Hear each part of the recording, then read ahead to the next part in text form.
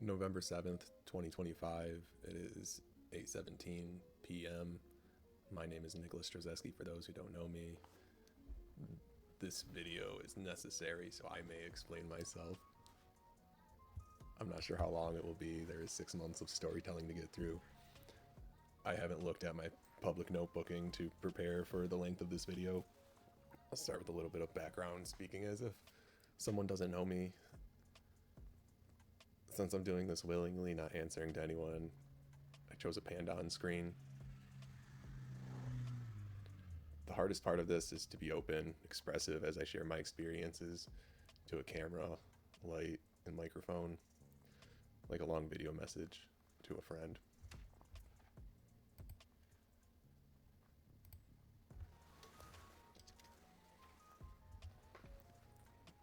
The beginning of my page, the end of 2021, a birthday party.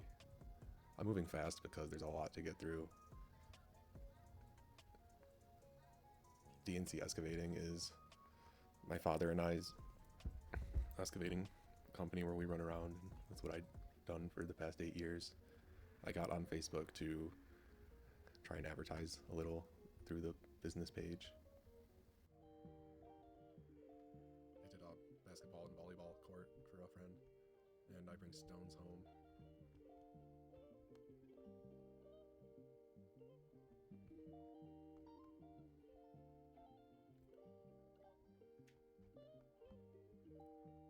I'm not going to say much about visiting Portugal. It's a beautiful country to drive through, and we did Porto, Sintra, Lisbon, and Lagos.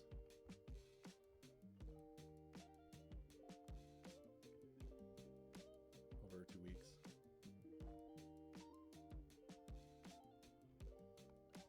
And some nature stuff.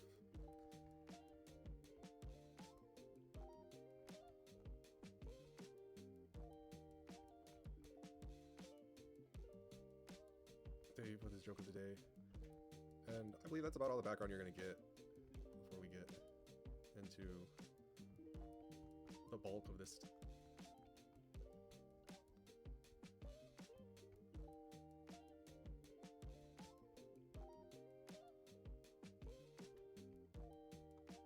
Stunt himself.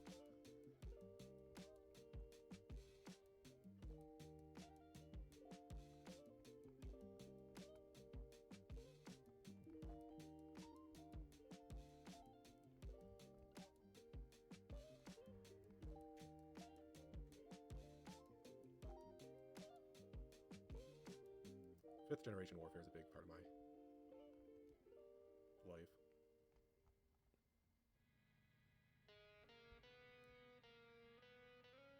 Okay, the ticket to Amsterdam and getting the comp $800 gift card in a hotel room for the night.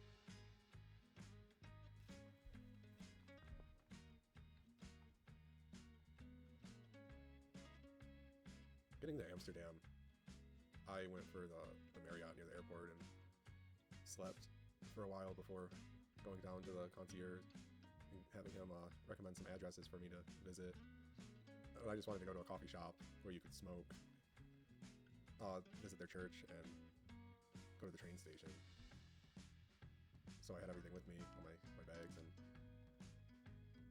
went to the coffee shop and smoked, visited the Village Kirk, and that was a trip.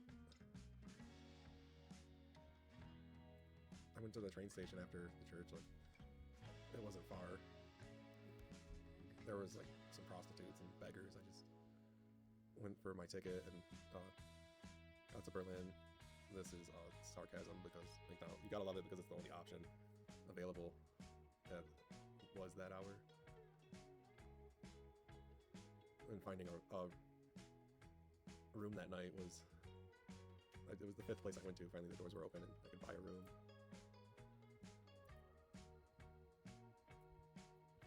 I did spend a day in Berlin before getting on the train. I stayed around the train station to Warsaw, and I went for that tall building right there in this photo is where I stayed the night. It was like $200, but Amsterdam was like 300 for a hotel room.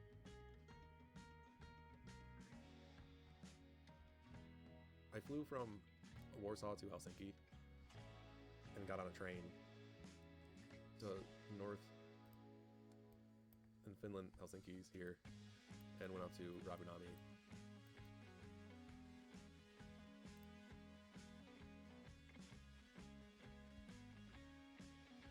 It's at the Arctic line. Very cold.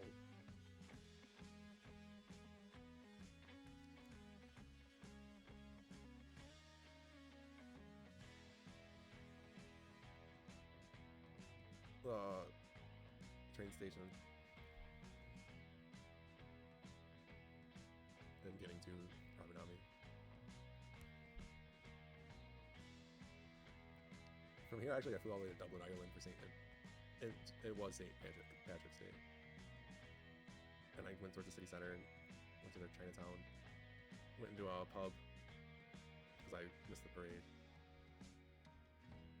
Wanted to do rentals at my family's property. I was in Istanbul. At the airport. Stayed in the airport. Burger King was expensive. I went to... the photos up one. Amirhan, the taxi driver, spent the day with me. And I met this really nice woman who spoke English at a mosque, and then we went to the Eye of Sophia here. I still have them on WhatsApp. We'll talk a little bit. And after the day in Istanbul, I went to Rome.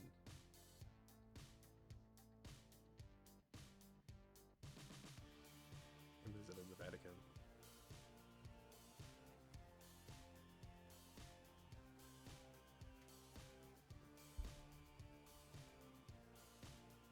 After the Vatican, it was a really early flight, so I roughed it that night in Rome's airport. Caught the flight back over to Istanbul for a 3-hour layover before flying off all the way to Detroit.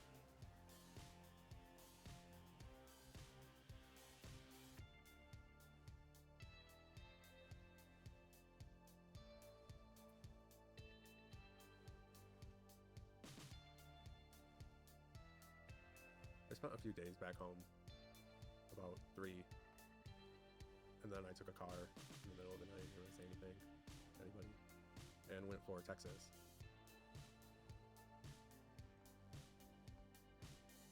And it only took me 2 days to get there, and I spent almost a week with Esteban's family, where I'd been before.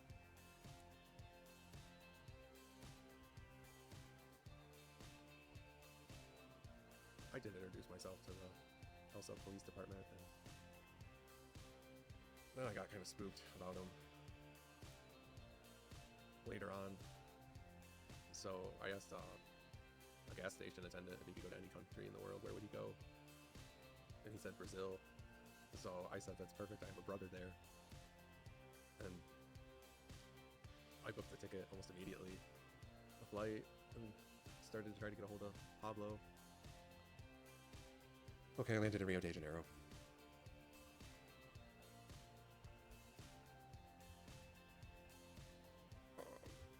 I got on a bus because I needed to make it to Sao Paulo to see my brother Pablo. And I had a lot to say while I was on that bus. A foreign exchange student brother we had years ago, and I spent a handful of days at his place there in Sao Paulo. He was working during the day, but we still made it out in the evening to do something, and I left Brazil to go to Mexico City to see Maximilio, another foreign exchange student. And I was just trying to get his attention with that post because I didn't leave just yet. I was still just saying things online.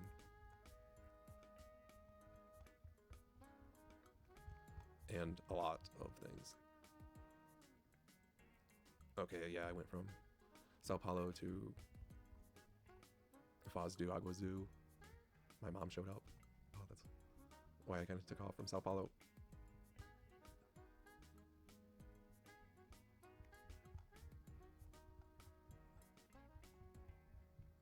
And I met a group of people at a hostel, which I never stayed at one before. I've always been in hotels. It started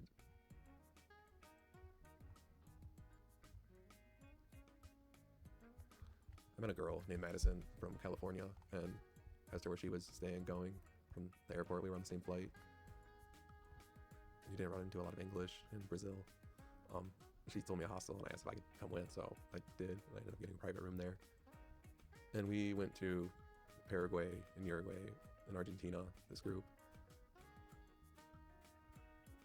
I've got them on WhatsApp. Just other travelers. We went to the waterfalls together from the hostel, and that was cool. And then I was ready to go to Mexico City because Madison was leaving, so I was like, oh, I'm gonna get going too. And I was pretty much just hanging out with her for those days.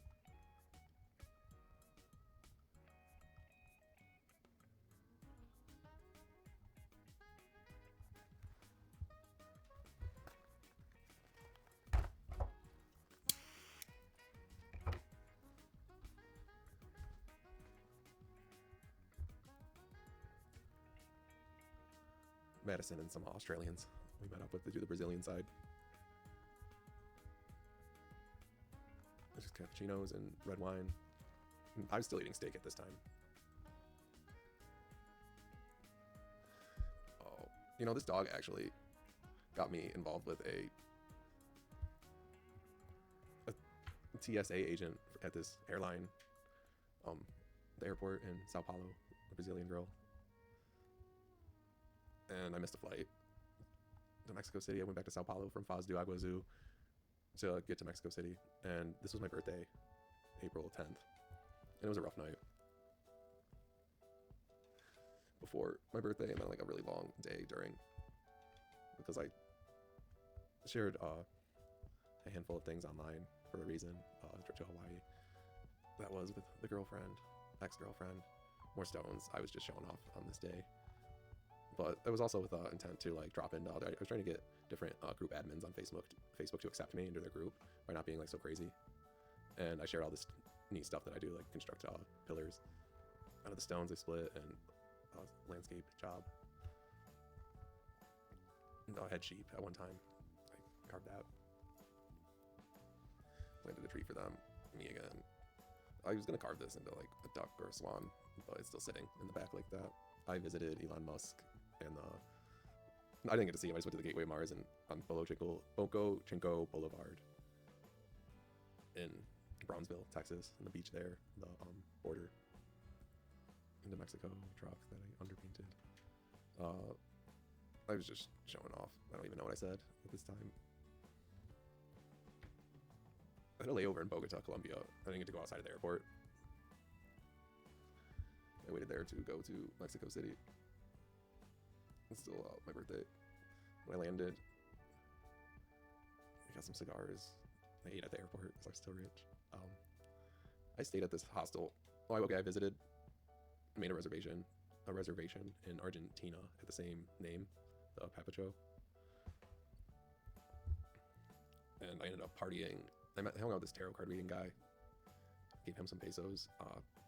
Went out to a club that night. It was really the only clubbing I did when I was in Mexico City. It was on that first night with that group. And I went to the Veradero where I stayed for like 10, 11 days in Mexico City. I didn't have a lot of plans. I was going to go back home. I was going to go back with the car in Texas from Mexico City and drive home in like 7 days or so. So I spent a lot of money knowing I was going to go back soon, but on credit cards. So I bought a number of silver coins and some gold things. On day one, it was the 11th. I just bought silver because it seemed cheap to me. Another gold piece. But I made a lot of friends over 35 days in Mexico City. The Ocho Libre. My second night there.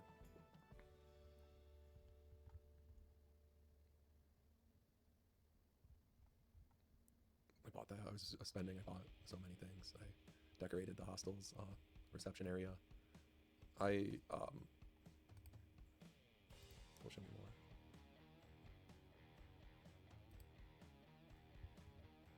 I met a girl. There's a photo of her in this mix, but Alexa. And Alexia, she actually works at the silver shop, and we did these ruins in Mexico City together. And I went to the cathedral on Sunday, did some more shopping because you can find a lot of neat things at all the different shops in Mexico City. I bought a suit. I already had one with me that I kind of skimmed over earlier, and I took that with me all the way. Because around this point, I decided that I wasn't going back within a matter of days. I was trying to get as much cash as I could at the time. Alexia, we went to this pyramids, Teotihuacan. I left the Verajero hostel because at this point I only had 10,000 pesos left. Or I neared it after these few days. Visited this, went to a mall actually in Mexico City, that district, and the museum with Alexia. Decided I would try to learn Spanish and it would be the easiest second language for me. Actually a vendor gave this to me. I was buying other items, and so I said that I was down to my last 10,000 pesos, and that comes quick here as I leave a watch I bought off a guy working in the night. I visited as many museums as I could while I was in Mexico City. There's like 150, 160 of them. And they were cheap to visit. Before I got down to 10,000 pesos, I was just buying items, and 3 years ago, that again. I spent a lot of time. I'm gonna take us to Google Earth for the first time here and just go right into Mexico City. And it's pretty easy for me when I see the Bellas Artes, because this is where the cathedral is, and the flag, and the hostel I stayed at. Yeah, the Verajero. And every day while I was staying there, I went and hit up an ATM over here and went by the cathedral and the ruins. Down Francisco, and the Bellas Artes and the park. This is where I came through here because from that point I met Mohammed and Abraham. My last few meals. Okay, yeah. Abraham is selling coffee on the street, and I believe it was just a day later I came with my bags and said, like, where are we going? Because I was looking for a migrant camp to stay at. And he was Moroccan, from Morocco. This is my credit cards. I maxed them out while I was in Mexico City. And Esteban sent me, and my sister Jess sent me like $100 each, maybe $200 because I ran out.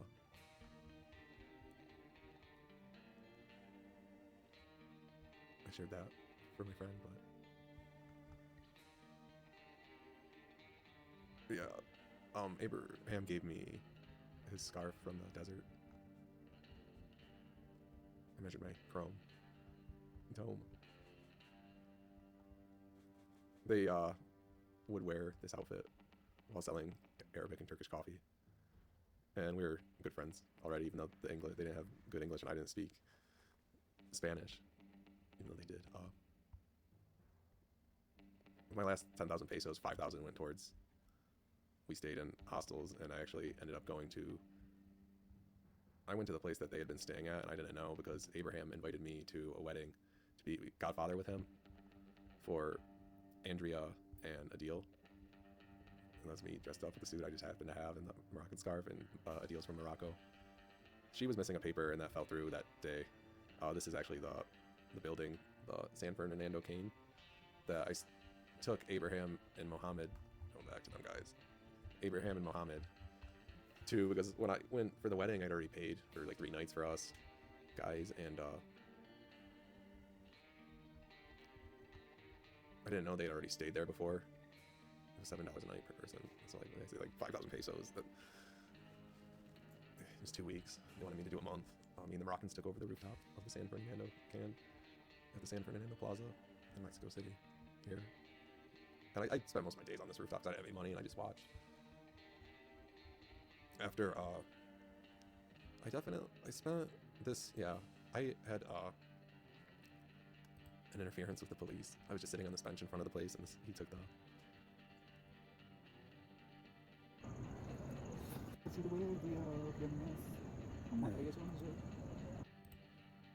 video.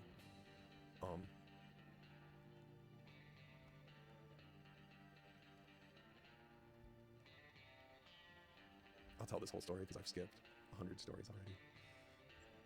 I was sitting on the bench. They ran up on me. I showed them my ID and my passport, and they searched me and my bag. And the last item that came out of my bag was a dime bag of marijuana. And this hostel's 500 feet away from the Green District, one of them in Mexico City, where you can buy and smoke. And they said, "You're under arrest," and put me in the car and took me a few blocks away and pulled me out. Like it was dark and there wasn't anybody, and they wanted 3,000 pesos. And I just told them, "Look, I need that money to survive while I'm here," because during the search they saw everything I had. And I told them if all I have to do is walk back here later today or tomorrow, and I put my hands out and shut my eyes, and they ended up letting me go. But there was a lot more talking. I know I'd say this story. It was something. And I was just sitting there like, I didn't really do anything wrong. I started doing a lot of photos of this as me and a deal on the bench. I came back. I was like, I stayed here for weeks. And I ran out of money, so all I had was that $800 flight credit through Delta, and was able to book one for Morocco in 2 weeks because I didn't want to go broke in Mexico City, and going back wasn't an option for me anymore at the time. This is the road I was getting to here that I walked every day, yellow, and I'm going to just give like, I put us in a building. Okay, yeah, here. And it's very much a tourist area, pedestrian street. But that's why I was limited to that here in Mexico City, in the city center, because anyone I met told me it was too dangerous for me, like to go to their place outside of this city center. And from there, that flight credit was all I had left, and I was just waiting out. I actually ran out of money. My sister shared that. I still just went out and about to get out of the hostel and made friends trying to sell these because I was broke. I hung out with Abraham while he sold coffee some nights for Mustafa. The police were like, "What is this?" It was just a rock. Rooftop. Walking. And every day I went from the San Fernando cane to the Veradero, and because there wasn't a lot of English at the San Fernando cane, it was people from Morocco and Egypt and Jordan, a few guys. I made a lot of friends there, a lot of guys, some girls too, but one or two had good English. We ate every evening together, which this makes me hungry right now. So I'm just waiting out that flight, probably saying some stuff online, having an adventure. Throwback, because I got kind of salty when I was broke, and salty is a word we use in English for my foreign friends when I say this. Mad or upset. My last few days in Mexico City before I went to Morocco,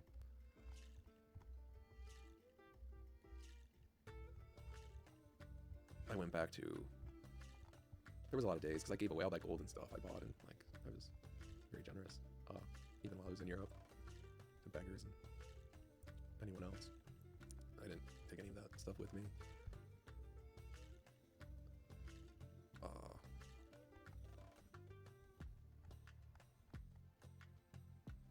I was surviving off of cookies for the longest time. I mean, we're in May, my flight hasn't come up yet, and there was vandalism at the monument.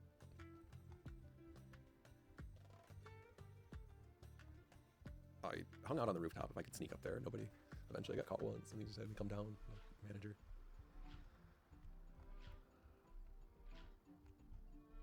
like I was gonna say, the last couple days I went back to the Apapacho hostel, which was a lot of fun meeting uh, a group of different people,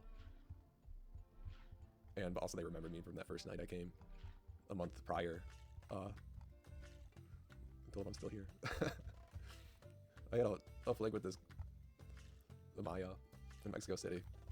We were trying to find her car. It was a lot of long nights. And eventually I ended up leaving. Like I left even though it was the cheapest place I had to stay, at the San Fernando Cane with all my Moroccan friends and everyone else.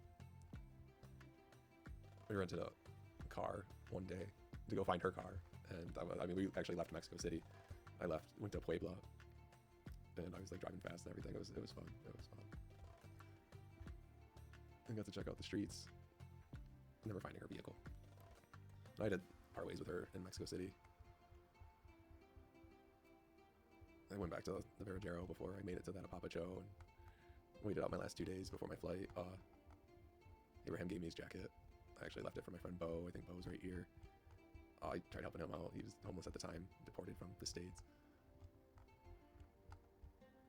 But I didn't have much, so it was just a few pesos and cigarettes, a meal, before I get to... Oh, it was one of the green areas, but by the one by San Fernando Plaza. That's what... I went into the Belize Artes Palace after walking by it so many times. It was like $5, but I was limited to the cheapest meals like I could find.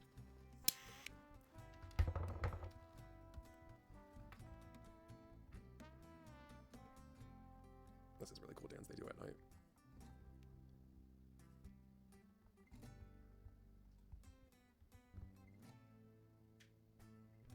Oh, I met some guys from here, Baku.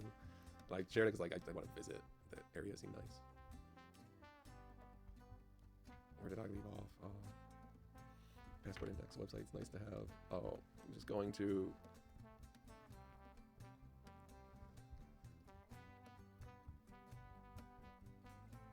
Like I said, I spent 35 days in Mexico City, so it was a lot. It was a long time. This is a whole chapter of this video. And I didn't do a lot of walking. Or I did do a lot of walking. I didn't get rides in Mexico City because I didn't have the money.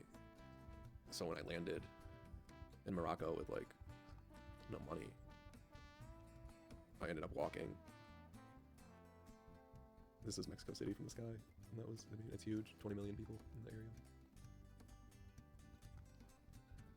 But I hadn't been on a flight in over a month. I walked from their airport to the city square in Marrakesh. I think it took me like 3 hours because I had my bags. I went slow. I had 2 backpacks at this point. And I watched how they set up in the morning. I spent 10, 11 days in Marrakesh checking out the old Medina. The Medinas were always cheaper.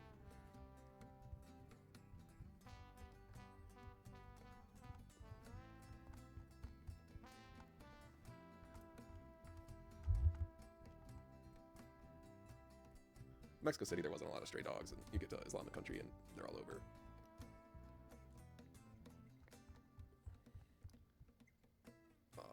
My friend sent me that. After I left, people started protesting on that street I walked every day, and they were camping out on the street. And if I would have stayed, I could have just had a free place. But how would I have known? I didn't understand the Spanish while I was there for anybody to even tell me. And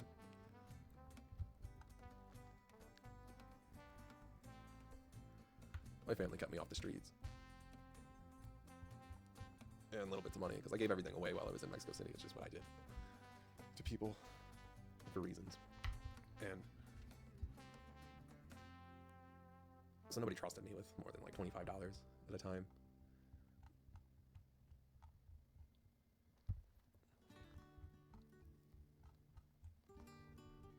I sat with them for one day. Eventually it was time for me to move on. I tried to get to Stifidma, but I only made it to Eureka, a village, for a day. I did the Grand Taxi because at this point I hadn't gotten in a car in a long time, but it was like $4 to share the taxi and go and come back.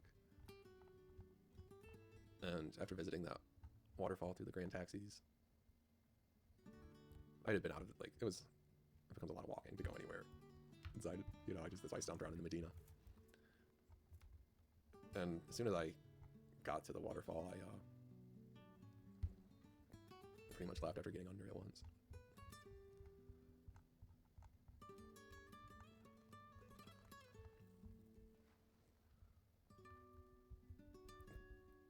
It took me a long time to get a glass of wine.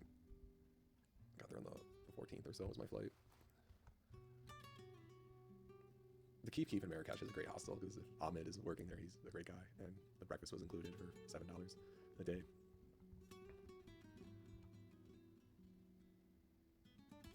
I was bragging how those are so much stronger in other countries. The transportation is pretty cheap in Morocco, and you get on a bus and start touring because there's so many places to see. I was looking for friends, somewhere to stay through all my Moroccan friends in Mexico City. And I went to Serrera, to their old Medina. And then, like from Marrakesh, but I'd only spent a couple days there before I went all the way for Casablanca for a few days.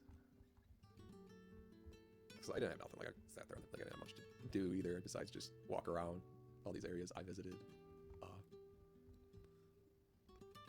And take some photos of Medina walls. On my iPhone. So Casablanca, it was just another bus ride. I spent a few days there, I met a guy from Saudi Arabia who had really good English, and he told me all about his country. I didn't do much else. I don't know what it's all about. I met some people after, like as I went out, but I only really found where their train station was, and that was good enough for me. I went to Rabat, the capital, after I walked out of the train station. It looked too expensive for me, so Abraham told me to go to Uja, and I did. That was a long train ride. It's on the Algerian border. Marrakesh, Essaouira, Casablanca, Rabat. I ended up over here, and I told him I was here, you know. After I had to pay one night to stay somewhere, and it was like there was no hostels. It's not a tourist destination, so that was like $30 for an Airbnb apartment.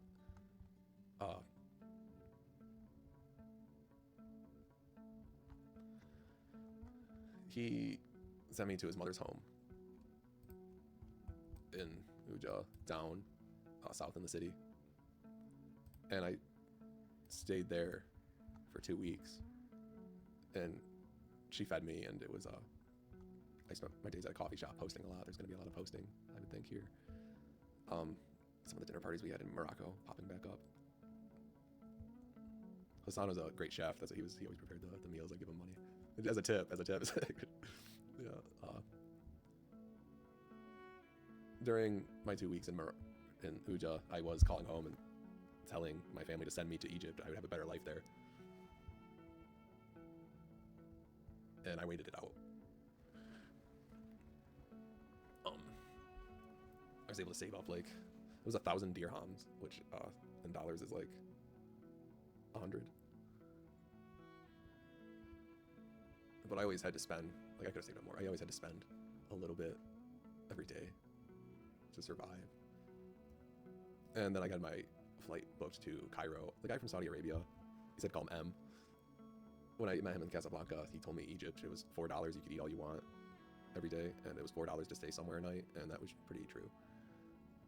So that was my reason for wanting to go to Egypt, but also like I was trying to get into the Middle East, check that out. I got hooked up with a great guy in Egypt, Mohammed. And there's Abraham's mother, thank you.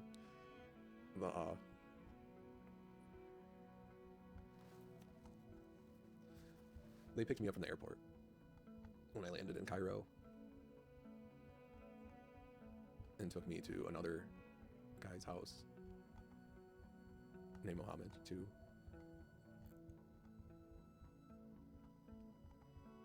I'm still in Uja. I'm just going through everything I'd said. This is where I changed my name to Arabic. Hiram's mother, Mina, saying goodbye. Hiram asked for a photo.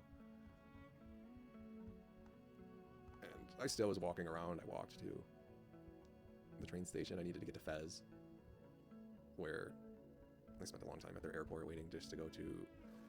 I know, I got ahead of myself talking about Cairo. I spent a few days in Madrid. I walked from their airport to the city center, and that took me like 6 hours. I got to see another brother exchange student, Carlos, while I was there. But I think I had 3 days. It was a $25 flight from Fez to Madrid, and then around 300 to get to Cairo. And this is where I was hanging out on the ground in Fez for something long. And Carlos, people had some interesting things to say. Okay, Cairo. I was going with nothing, so I was worried about their laws. When it comes to visa and being a tourist. But I had the $25 for the visa.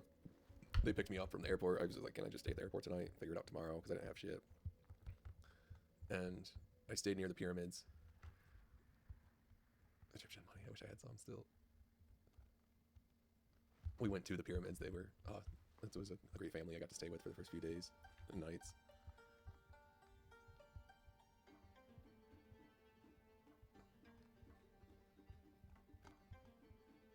The museum.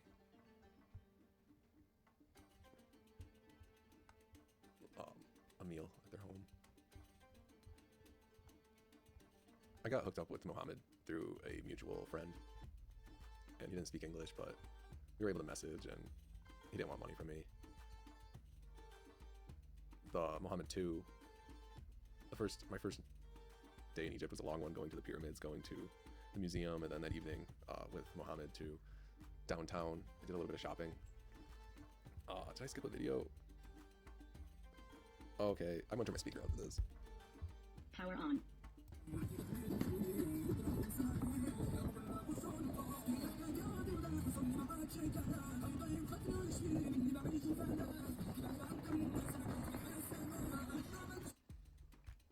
We ordered a car and went downtown that night and went to this really nice restaurant. Where did this must be it.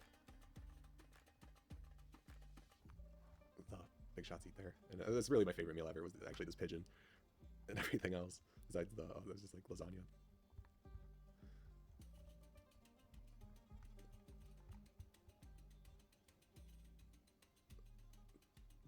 Once I got to Cairo, all the buildings were 13 stories, and there was a lot of strays.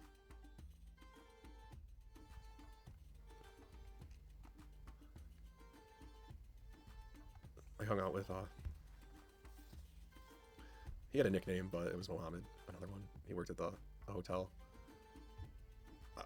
I walked back to the pyramids and spent another day there. Got on a camel for a friend, they asked, but I didn't pay for this. He wrapped my head, and I gave him 50 Egyptian pounds, which is $1. And then he let me ride his camel, but I didn't give him any money for that. I spent some time with the guy that has all the dogs. And went down the Queen's Pyramid next to the big one. There's just a guy down there that tells you what to do when you're down there. He's like, okay, come on, tip, and sends you up and out. There wasn't any extra to go down. The guys, when I was with them, we did tuk-tuk, but I normally wouldn't. I was a walker. They told me not to walk, but I walked everywhere. I'd get on the bus with them too. That was the cheapest way to get around. Kareem, he was a cool guy. These guys all worked at the hotel, and they just loved to have photos with foreigners. And then I wanted to check out a different area, and it was cheaper to stay, so I went across the Nile to the Green Hostel, and I walked. It was probably another 5-6 hours. It took a long time to get to the bridge.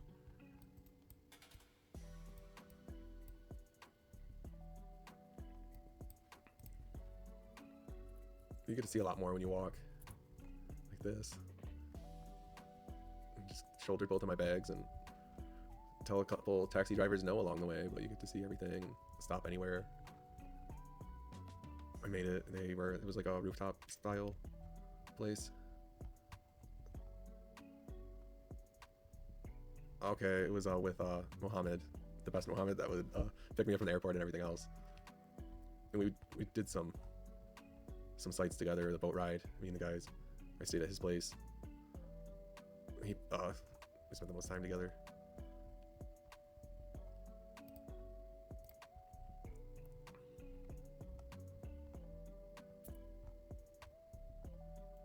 Yeah, we visited a really old historic mosque. There was a wedding going on, all set up. We were still on admission to get in.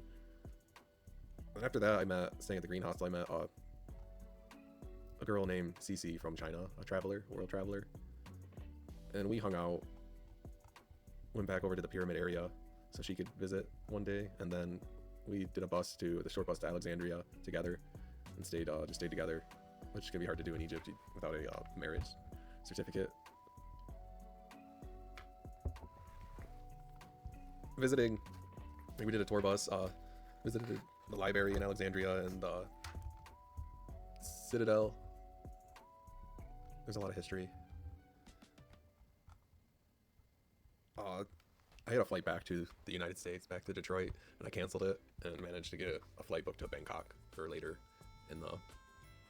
within like my visa stay, the 30 days in Egypt. But I had a flight booked while staying in Alexandria with Cici, and it was kind of expensive along the shoreline, but if you walked away from it, you could get back to cheaper living. When we got back to Cairo, I parted ways with Cici and I went for Dahib in Egypt on a tour bus because it was cheap to go there, and everyone said I have to go because I talked to a lot of other travelers that I met while staying at the Green Hostel, and I went for it. They had like weed there. I got some weed. It was expensive in that area, actually, like more than just staying in Cairo. So I went back for Cairo wearing this with the weed, and there was drug dogs at some of the stops back to Cairo, and they sniffed it out of my bags, and the military said, "Who's this?" And I stepped forward and raised my hand, and they sent me into the room. They went through all of my stuff in every pocket, and then I got lucky. He said no drugs and let me get back on the bus. Just everything got thrown back in my bag, and they took the weed. I was trying to get it back to the guys in Cairo because that would have been cool, but they say an Egyptian went to prison, but since I was a tourist, I got let go. And then that night, I got back in time to get another ticket at the office and go all the way down to Luxor because I saw a picture of Luxor somewhere, so I want to go there, and did another bus because it was cheap. I did debt consolidation payments while I was in Mexico City because I was going into debt. And then I canceled that, and the money was in an escrow account and came back to me, the payments. So I had a decent amount of money, like $600. I visited 1 or 2 temples as I was down in Luxor.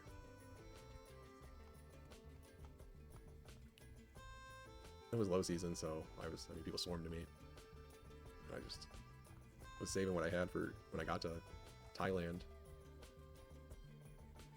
And the day came because I couldn't spend that long in Luxor. I knew that I had this flight coming up. I went back to Cairo on another bus and walked from the airport as far as I could to the airport. I got about that far and had to get a ride at the terminal nearby, but I went at night, so it wasn't that bad. This is why I had to get a ride from here.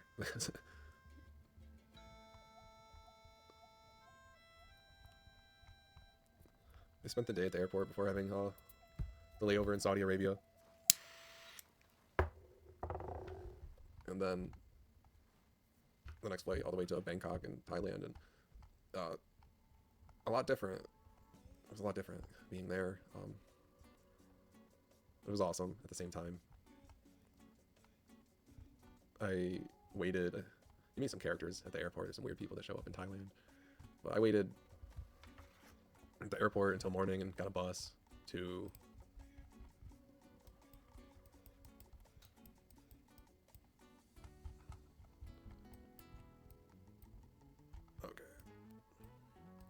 Khao San Road. It was a big attraction, and the bus, there's a stop there.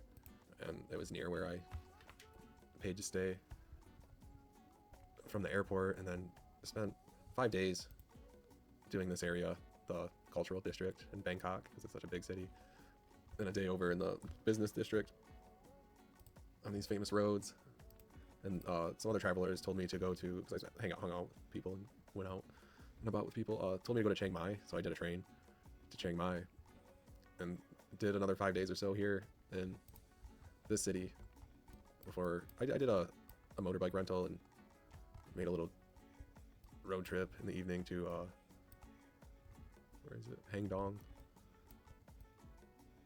near Chiang Mai.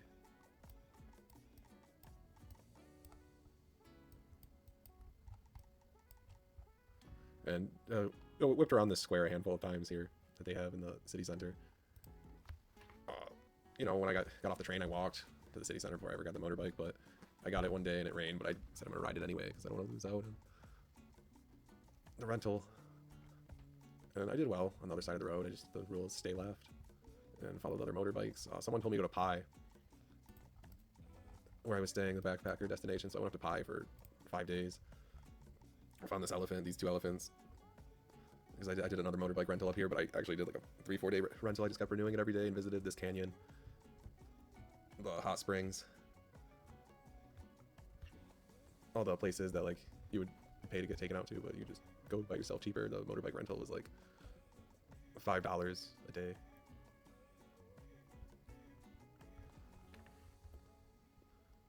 A lot of people get trapped in Pai. I met a lot of great people. Eventually, I took off. I was in Pai. Like I did the hot springs in an area and the Grand Canyon and some of the shops along the highway, but also on this Pai walking street where all the hostels were. And then I knew it was time to go. I didn't really want to be trapped there, and went back to Chiang Mai on the bus. Did a train back to.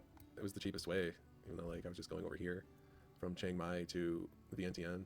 It was cheaper to get on an $8 train to Bangkok, and then another $8 train from Bangkok to Nong Khai, near Vientiane in the border. So I spent a day in Nong Khai, I think 2 days. I was like, oh, I'll go through the border now, whatever. And bought a visa upon arrival. And I entered Laos, Vientiane, met a girl at this place. And we spent the next 3 weeks together. She had spent time in Southeast Asia and kind of lived there. She taught online. And we went to Vang Vienne for a handful of days and did a motorbike rental and visited. She's been to Vang Vienne before, so she already had all the hookups and knew where to stay, and we split a room. Eventually going to Luang Prabang, which is another city in Laos, a little further north. Vientiane, Vang Vienne, Luang Prabang, and we did the Chinese railway to get here.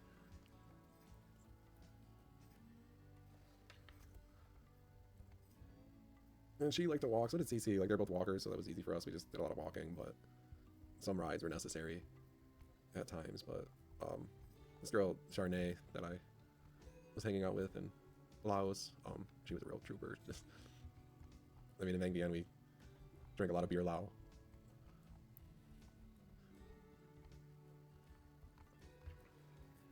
I applied for my e-visa into Vietnam, and it took about 5 days, but once I got it, I said goodbye to Charnay.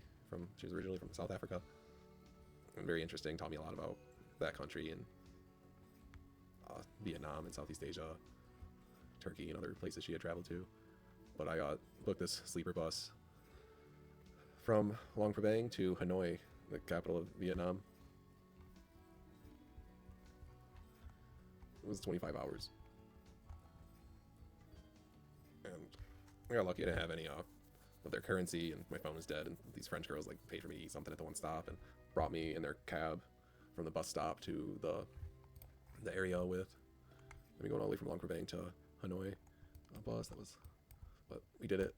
And so yeah, just a random bus stop, and they took me over to where's the Red River? Here. The places to stay. The hostels. Some of them were like $3. I stayed in the $5 range, and I'd get like a meal in the morning with it in Vietnam.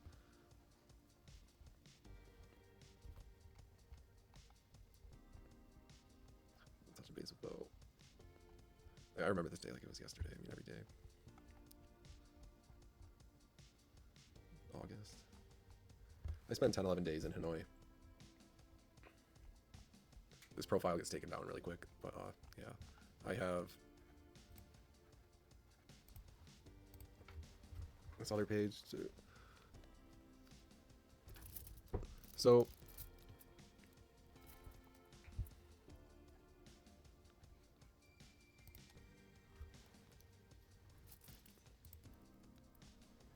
ten, 11 days in Hanoi, I found out there was a holiday coming up.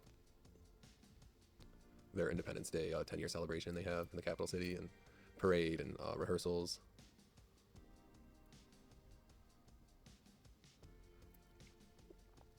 Met a lot of people. Was looking for a motorbike rental all the way to Saigon or Ho Chi Minh City, and I ended up buying a motorbike right around the holiday from he was a Ukrainian guy that was living in Thailand.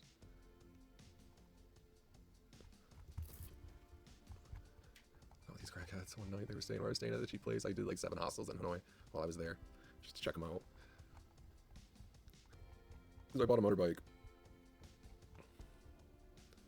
and I saddled my backpacks over the seat and got ready to take off and got the bike like roadworthy when it needed. And I made it past Vin. Like it was to drive out of Hanoi. I had to drive out of Hanoi, ride, and I made it past Vin, which was like 250 miles or so before I was overtaking semis and other motorists, like everybody else. That was, you don't have to pay for the tolls if you're on a motorbike. You just stay to the right, and the motor locked up. Yeah, I had to get out. The motor locked up, so I pushed to a gas station. They called their son, who spoke some English. They bungee corded me to a mechanic who showed me that the motor was locked up. And I gave him the blue card, like the title to the motorcycle, and grabbed my bags and said, well, I'm just gonna leave it here and I gotta go. Even though he didn't understand what I was saying, but I think he got it. And I started walking. A taxi driver showed up and picked me up here and just took me to, I said Vin, and he was like, that's that way. And I'm like, okay, we'll just, I pulled it up on my phone, the next city, take me to the next city. I stayed for a night or two before getting a bus to Da Nang, which was an awesome city. After this, like, motorbike breakdown and stuff, I had flights booked, gotten flights booked back home to come back to work. Just like within my visa stay and stuff, and spent my last days in Da Nang, visited the Marble Mountain, met like some Australians and stuff, hung out with people, and I'd spent like 6 months since I took that car and drove all the way to Texas to leave the country again. Went to the beach one morning. It was a great experience. Tried to get the sunrise on a time lapse. There's a lot happening in that video. Very vibrant, impressive city, Da Nang. That's why I wish I would have made it to Ho Chi Minh, but this is where I decided it was time.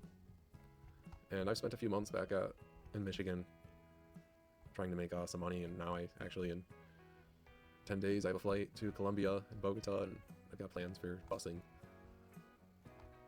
through a few countries in South America and checking that out next. It's not cheaper than Southeast Asia or Egypt, but it was the cheapest flight out of the country, and I figure I'll spend another 4 months and come back in April.